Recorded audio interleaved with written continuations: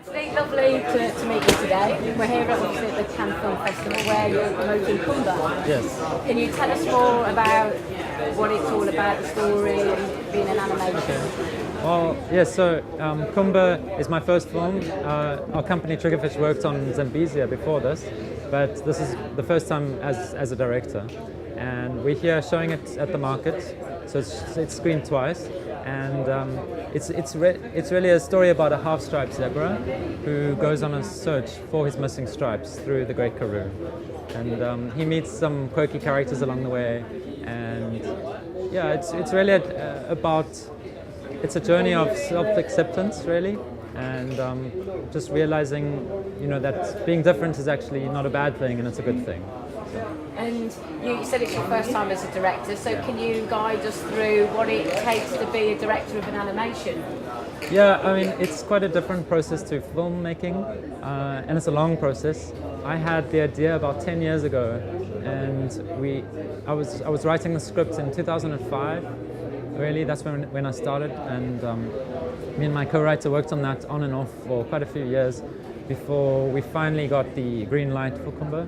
And yeah, it was just as an animation director, I sort of have to be involved in every single process and approve every part of the process. So from storyboarding to modeling the sets and the characters. So I have to approve every little bush and every little rock. And we had about 40 characters, so they all had to be designed, and everything in that world has to be created out of nothing. So it's just looking at that all the way to the end, the edits, the voices. There's a lot of parts to it. And is your background in animation? Well, I actually started in science. I did a degree in biochemistry and microbiology. But then I shifted into stop motion, and that was really my love. I love stop motion, but there's not much of an industry in South Africa in that, so it made more sense to do it in CG. And you mentioned about voices. Yes. You considering this is kind of your first your directorial debut, you've got some pretty big names, haven't you, attached to the project? Can you share a little bit more about that? We were very lucky to get the names that we did get. I mean, it started off with Catherine Tate was someone that I had this idea that she would be great for the sheep, and we ended up getting her.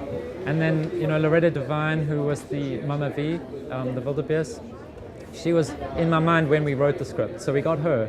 And then at the end we got Liam Neeson, who came on as the villain, and he was fantastic.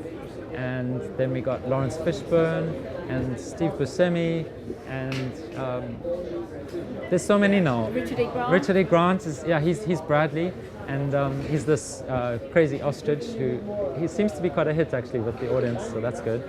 And our two leads are Jake Austin and Anna Sophia Robb, who really make a great couple, zebra couple. And even though the kind of marketing isn't necessarily where you're coming from as an artist, but is it important for you to have these big names attached to make the product more marketable, really? Well, it is, and I think, I really was quite clear that I still wanted the voices to fit the characters.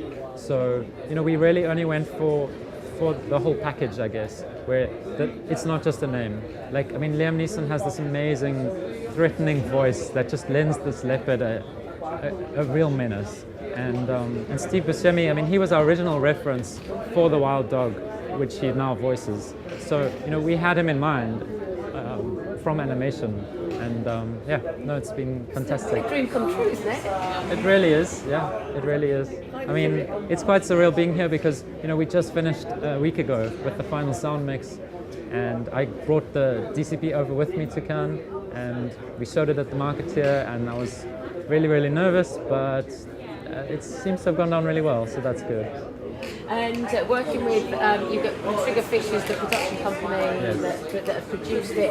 What is it about Triggerfish that you're trying to do with regards to innovation within animation in South Africa? Well, the animation industry in South Africa is growing, and we almost wanting to be the Pixar of Africa, because we're looking to create a film every year, basically, and then build on that IP that we've created, the intellectual property.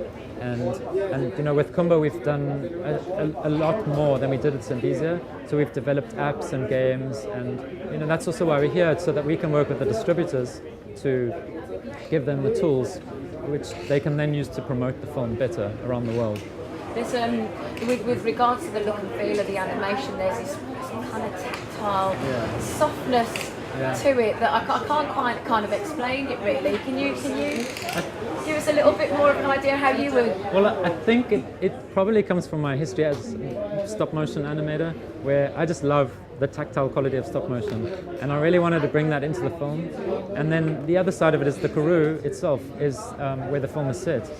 It's a very tactile place in a way, and so you know, we really put a lot of attention into the plants, and I think that's what sets it apart from the other films. Really, the fur, our fur team did an incredible job with the furred characters. I mean, we've got zebras with short fur, and to this, you know, crazy sheep with long matted fur, and they just really did an incredible job with that. So I'm really proud of my team.